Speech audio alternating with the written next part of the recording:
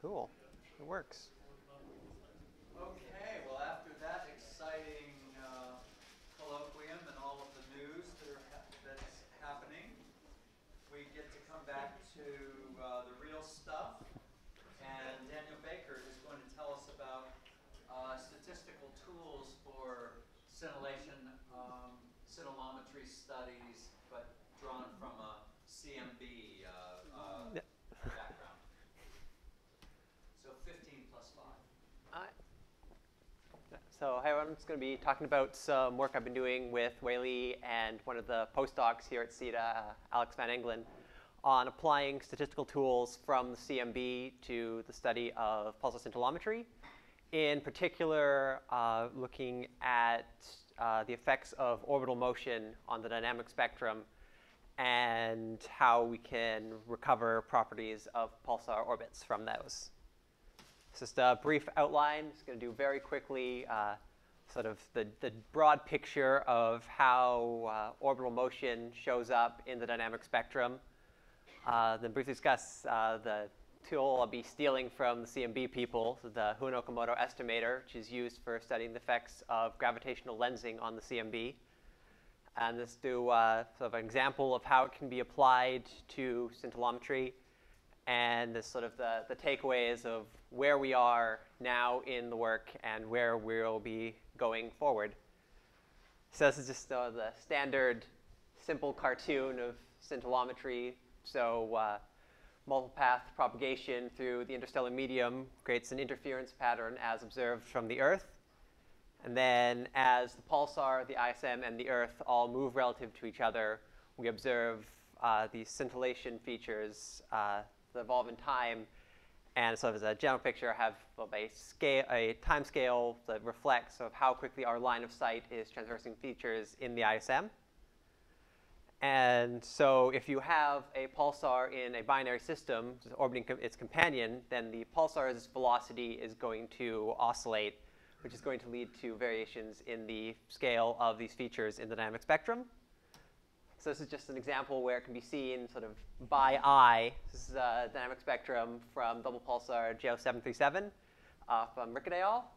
And so sort of, you can see showing just two orbits of the pulsar, and you can see in sections where the line of sight velocity has been sort of decreased by transverse velocity has been decreased by the orbital motion. We get these longer scintillation features. And in regions where our line of sight the velocity has been enhanced, you get these shorter features. And so for something like this, you can try to break the dynamic spectrum down into various time bins, fit for a decorrelation time scale within each segment, and from there work towards measuring the orbital parameters. Particularly one that we're interested in is the inclination of the system. Because it can be combined with measurements of the binary mass function as well as a mass ratio in order to constrain pulsar masses. So for systems like this, you can use that method. But for other systems where the orbital velocity is much smaller relative to the center of mass velocity of the system, so something like the Black Widow 1957, so this is just a plot showing sort of the paths in the sky of double pulsar compared to the Black Widow, just over one orbital period of the Black Widow. So if you don't see these pronounced, so you see these orbital effects on JO737, but not so much for 1957. And when you look at the dynamic spectrum, you also you don't see these clear variations in scale around the orbit. So this is just showing observations taken various sections around the orbit just on 4 consecutive days at Arecibo. And so if you have something like this where you can't clearly see these variations, you'd like to try to find a more powerful statistical tool in order to measure these variations in feature size. And so to do that is where we turn to the CMB. And so sort of a similar problem in the CMB is looking at the effects of gravitational lensing on the observed temperature map.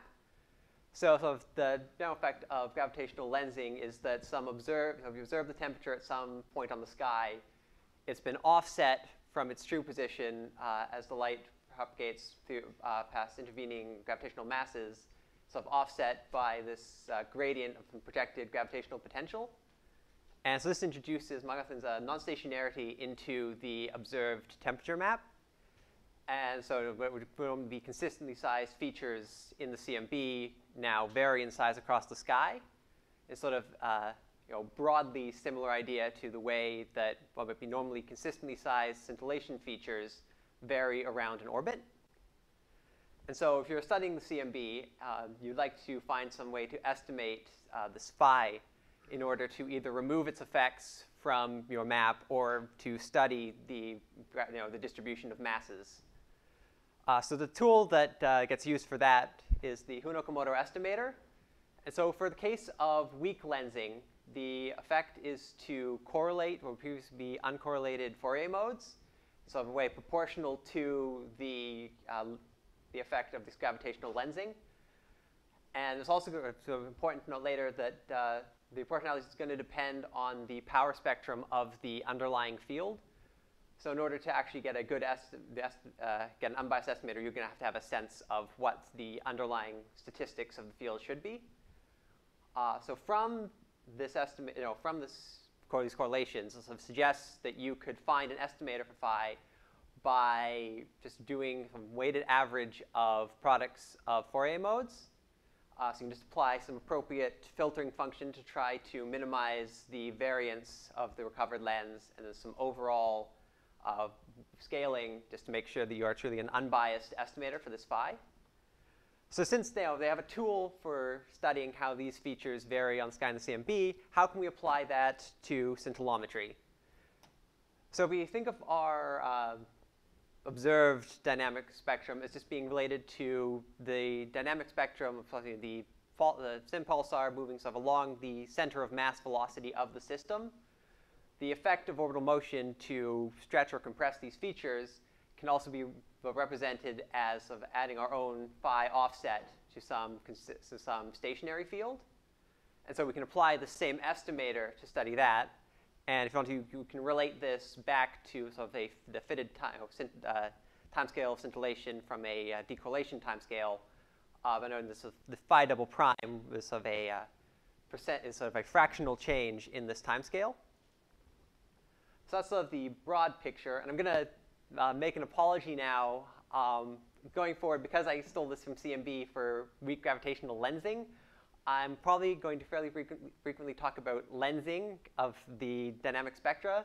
And by that, I just mean the effects of orbital motion, not actually the physical lensing that might be happening in the ISM. So I'm going to apologize for that little terminology mix-up that's going to happen probably quite frequently throughout the rest of the talk. So that's the general picture of what we like to do. So the question is, what happens when we try to apply this to a real system? And so excuse me, yes. David, could you just go back one slide? Yep. So before you proceed, could you just say again why it's the phi double prime that turns out to be the I guess I'm basically asking where that last equation comes from. So that last equation comes from, if you think about, your observed field will progress through some fraction of its timescale in some small amount of time dt. Yeah. The unlensed field should progress through the same fraction of its timescale in sort of the corresponding section. And so if you just take the derivative of this section in here. Okay, thank you. So this is just sort of the data we're looking at, those 4 dynamic spectrum I was showing earlier for 1957. This is just showing sort of the 4 days that we have observations, and just showing what orbital phase we observed in each section. So we've got fairly good orbital coverage, and so we'd hopefully be able to get a fairly good measurement of some of the orbital parameters. A couple of the important details that we sort of need to think about of how this varies from what is done in the CMB. The first is that, unlike the temperature map, this isn't a Gaussian field. This is a chi-squared field. So the estimator was derived for a Gaussian field. So we need to think about what effects that's going to have. And fortunately, it turns out that the Hinokomoto estimator, S-formulator, still works for a chi-squared field. It will still be an unbiased estimator. It will no longer be optimal. So sort of a project that we have going on the side is trying to derive the optimal form of that estimator. But as of yet, we're still working with the Gaussian form, which again will be an unbiased estimator, but no longer optimal. Another thing we have to consider is that unlike the CMB, where you have good theoretical understanding of what the underlying field should look like, for this, we don't really have a good model for what this particular pulsar's underlying statistic should be. So we need to figure out a way to determine that underlying field. So it also to figure out the unbiased form of the estimator, as well as perform some simulations that I'll be discussing shortly. And finally, we need to consider the effects of gaps. So this data we're looking at was taken as part of a VLBI run. So there are several gaps within the data when the telescope was looking at a calibrator source. So we need to think about what effect that is going to have on the recovered lens. The first thing I want to talk about is just looking at the underlying dynamic spectrum. So our general approach to this was to say the effects of lensing is quite small. So if we look at all 4 days and try to fit for a power spectrum for an underlying electric field, which will then lead to our chi-squared field, we try to fit for that for each of the 4 days. And then we can take the average of that over all 4 days. And hopefully, since the effects of lensing are quite small, this will still provide a good estimate of the underlying field. So we've actually just recently discovered that there was a bit of a bug in our data analysis code that was generating our old dynamic spectra. So we've recently actually generated some new dynamic spectra and just started, so this is a look at the power spectrum of our new dynamic spectra. And we just started being able to see these two sort of asymmetric lobes. Maybe we're seeing some parabolic structure. I can pretend, I can hope, but so just that's something new that we've just seen this last month or so. And so we're having to go back and redesign our fit for the underlying electric field now that we can actually try to fit for these features.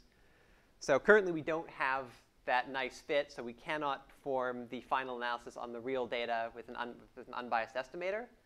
But we can still sort of test to see, based on our previous fits, which are fairly close. You can sort of see here, this is a simulated dynamic spectra compared to a section of the real data. We can get something similar, as we can see, can we simulate a dynamic spectra, put in the effects of orbital motion, and then perform recovery to get our input parameters back. So the first thing we need to consider when doing that is the effects of gaps, which are twofold. So the first effect is to introduce a mean field in the recovered lens, or effect of orbital motion, so this phi double prime parameter. So because the estimator is looking for variations in the statistics across the observed dynamic spectra, even if there is no orbital motion, the sections with data will have very different statistics from the sections in gaps.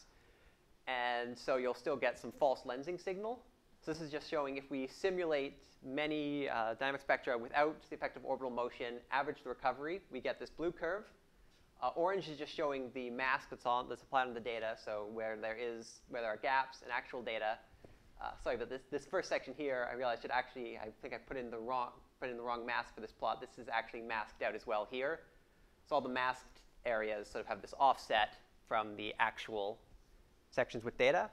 So what we can do to deal with that is just for all future recoveries, we can just subtract off this mean field. The other effect we have to consider is how it distorts actual effects of orbital motion. So if you put in just a simple cosine as this phi double prime, and then simulate the effects of lensing on the effects of that, and do recovery, and again, averaged over many simulations, you get this blue curve.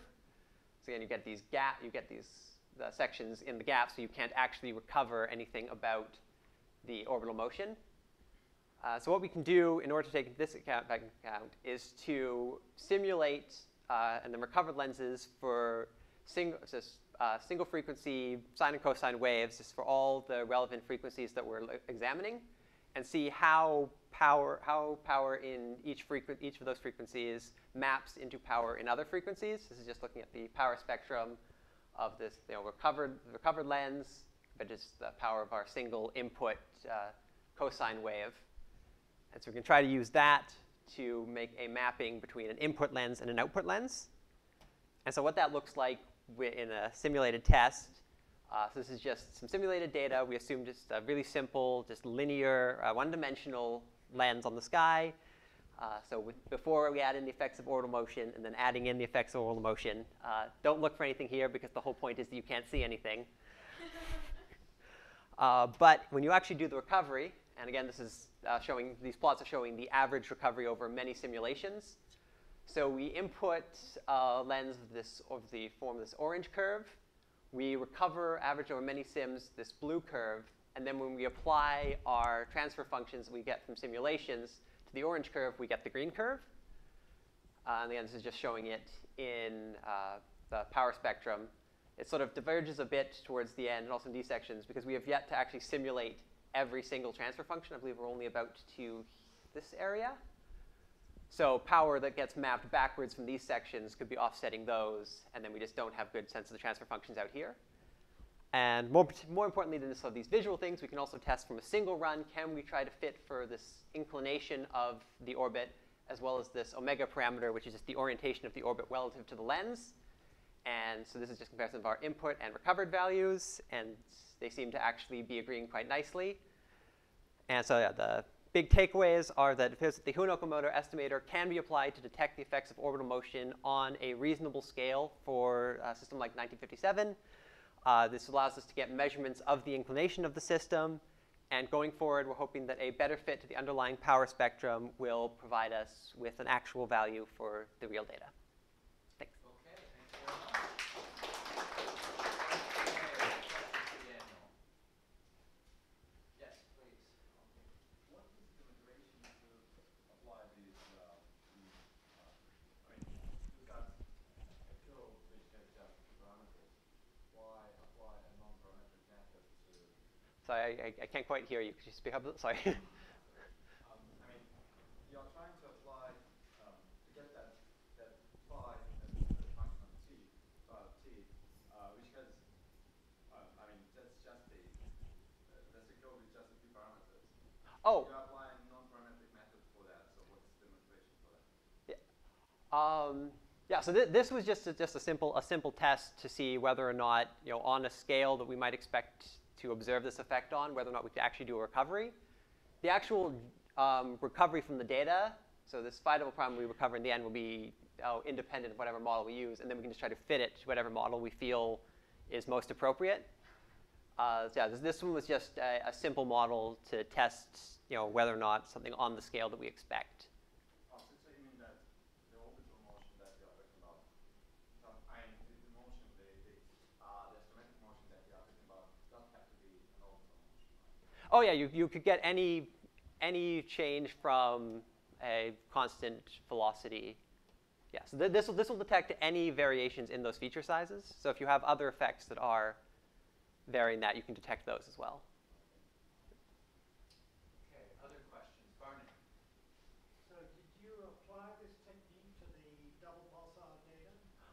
So unfortunately, the derivation, the estimator is, so it's just a first order, it's just under first order. So for very weak lensing, it works. Unfortunately, for the double pulsar, the effect is quite large, and we actually start getting higher order effects.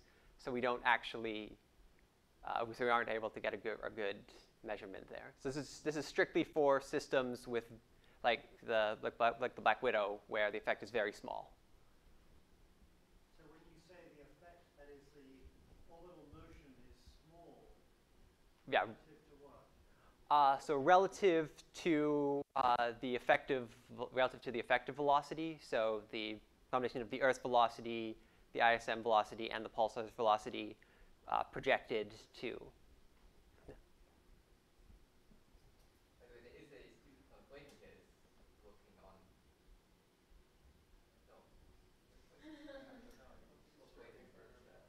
Yeah. We're doing the remapping explicitly for the double pulsar, and then use this to check that we did it right. So that's one thing, because some options, you can get quite close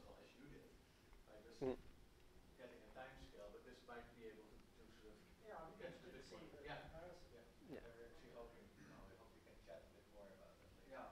Yeah. Well, I actually have a question connected with the first question because it would seem, I mean, since the orbital motion is deterministic, don't you have I mean, can't you just do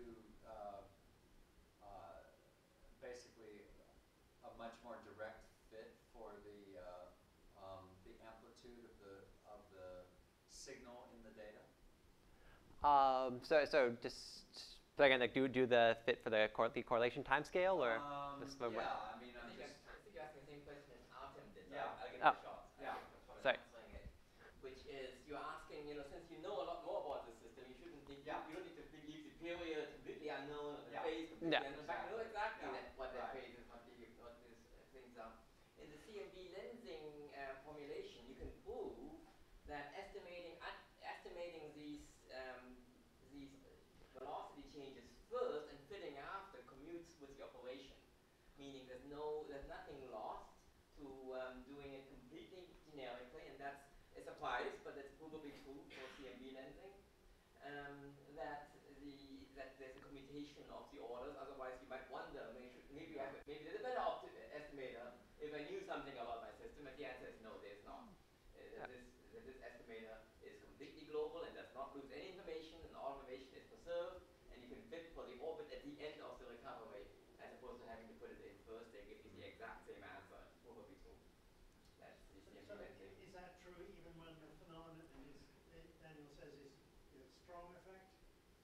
Or is that only for the That's phenomenon of the interesting. neutral? For the strong effect, it is still true. So in CMB, what you can show what is the limit under which it's still true is if the variation time scale is always longer than the scintillation scale. However, that's not actually true for the double pulsar. But it is certainly not true in the higher frequency band. In the lower frequency band, you're still, okay, not that's never true. But but often though, it is actually the case that the scintillation time scale can be quite short, and even if you have a large change in rate, you can still do the estimate first and fit it in afterwards.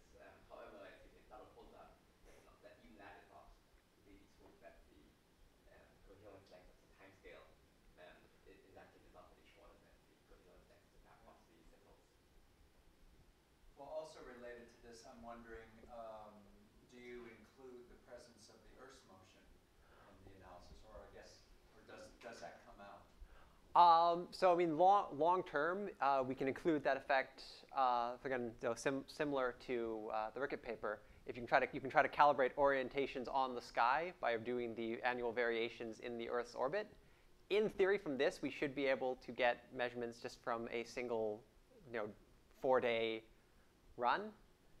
But we could try to calibrate orientations on the sky by using the annual variation in the Earth's motion, which is going to show up in these VCs. If it was a simple model like this, or in other models, that line of sight does depend on Earth's velocity.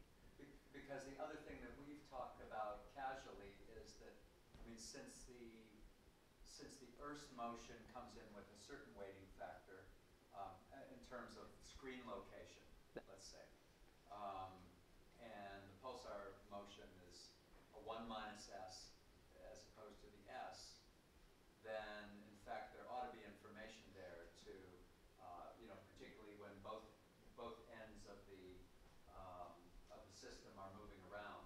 It seems like you might be able to pin down the screen location from this kind of analysis. Modulo the uncertainty about this secant squared, secant psi, so anyway, it might be something to talk about some more. So I think that's a fascinating maybe segue to the discussion. Yeah.